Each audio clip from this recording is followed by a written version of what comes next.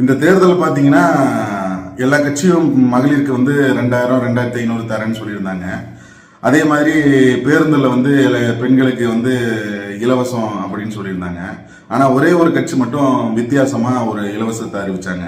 நாம் தமிழர் கட்சி அண்ணன் சீமான் வந்து அறிவிச்சாரு. என்ன அறிவிச்சாருன்னா தண்ணீர் இலவசமாக தரேன் அப்படின்னு அறிவிச்சிருந்தாரு.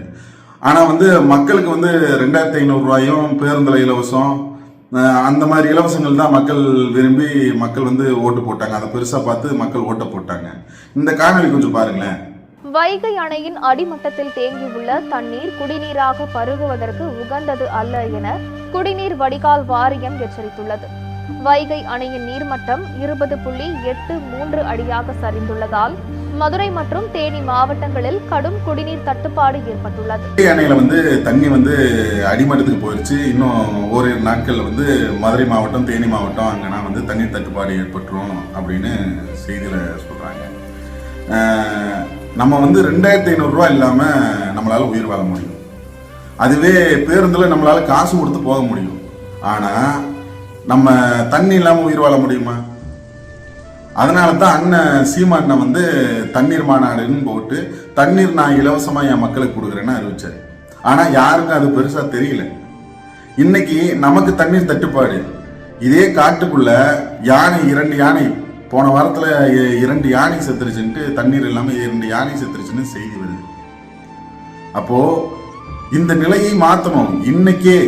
இன்னைக்கே நமக்கே தண்ணி தட்டுப்பாடுனா அடுத்த 100 ஆண்டுகள் கழிச்சு நம்ம அடுத்த தலைமுறை பிள்ளைகள் இந்த நிலத்துல எப்படி வாழ முடியும்? இன்னைக்கே தண்ணி இல்லைன்னா இன்னொரு 50 ஆண்டுகள் 100 ஆண்டுகள் போச்சுன்னா எங்கிருந்து தண்ணி வரும்?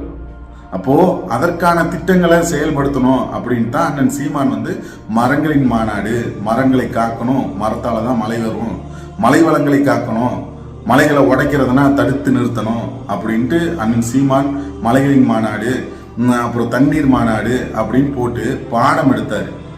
ஆனா அந்த பாடத்தை யாரும் கேட்காம சினிமா படத்தை பார்த்ததுனால வந்த சோதனை திரும்பவும் நாங்க தோத்துட்டோம்.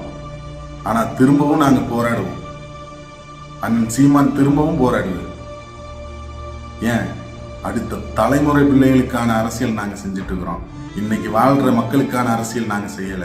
இன்னும் 100-500 ஆண்டுகளுக்கு என் மக்கள் எப்படி வாழணுங்கிற ஒரு கனவை வச்சுக்கிட்டு நாங்கள் எங்கள் அண்ணன் சீமான் இந்த நிலத்தில் அரசியல் செஞ்சுட்டு இருக்கிறாரு.